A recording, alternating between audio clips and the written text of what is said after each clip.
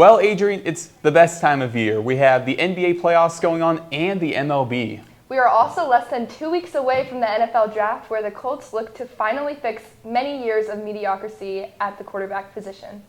Did you really have to add that last part in there?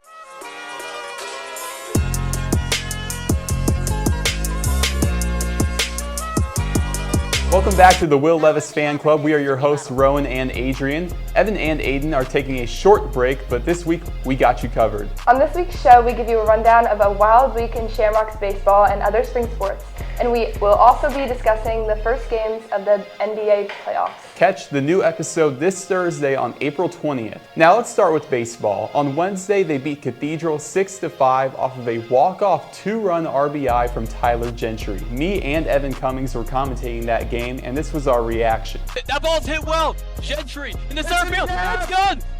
It's in. And that'll bring in 2 runs. Knocks it off. Eli Manbeck brings it in. Tyler Gentry, a walk-off hero, and Westfield will win this game. A little over the top, don't you think? Maybe it was, but hey, that's what baseball is all about. On Thursday, they beat Brownsburg 7-0. They were led by pitcher Jacob Kolp, who had 10 strikeouts with 0 earned runs. Evan Russ looked great in this game, going 2 for 4 with an RBI, and so did Colin Lindsay, who went 1 for 2 with 2 RBIs. But unfortunately, the next day they would lose to Brownsburg 2-1, as Brownsburg was led by an impressive performance by Alec Murphy, who went 2 for 3 with an RBI and came in to pitch and completed the save. Unfortunately, the loss overshadowed an amazing performance from Ty Anderson, who pitched for 6 innings, gave up 5 hits, 1 earned run, 2 walks, and 7 strikeouts. He also had an RBI. This week, the baseball team will take on Carmel on the road on Monday. Here's that score.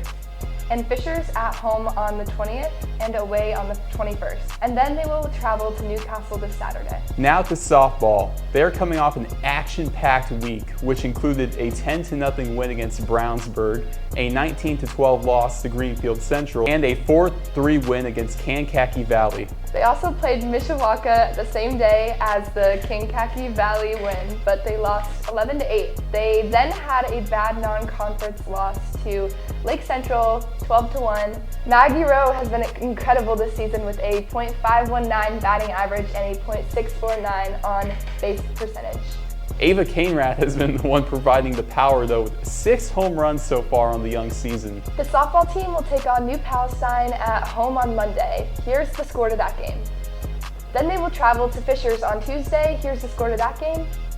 And then on Friday, they will take on Caston at a neutral site. Now to girls lacrosse. They're coming off 2 straight wins against Fishers, winning 15-5, and a 12-8 win against Penn. This week, they will take on Carmel on the road on the 20th, and this Saturday, the 22nd at the Buck. Now to boys lacrosse. Last Wednesday, they beat Bishop Chatard 16-5, improving their record to 3-6. They will travel to Guerin Catholic this Wednesday and look to spoil the 1-7 Guerin Catholic team senior night. Now to boys golf. The Rocks picked up a huge win in the Don Dickens Classic on Saturday at Stonehenge with a team score of 282-2. Jake Caesar finished first with a score of 68, and Cam Coy was right behind him with a score of 69. They will be back in action on the 18th, taking on Carmel and Guerin. Here's the score for that round. Now to boys volleyball. They are red hot as of late with 5 straight wins. Last week they had 4 wins, all with the score of 3-0 against Guerin Catholic, Carmel, Bishop Chatard, and Heron. Brent Stone has been incredible as of late with a .462 hitting percentage and 39 total blocks. Also not to mention Brody McAfee with 3.8 kills per set. On Tuesday, they will take on Zionsville. Here's the score to that game. And on Thursday, they will take on Park Tudor. Girls tennis had their opening match last Thursday and they picked up a 3-2 win. They had a combination of 6 singles and 5 doubles in all 5 matches.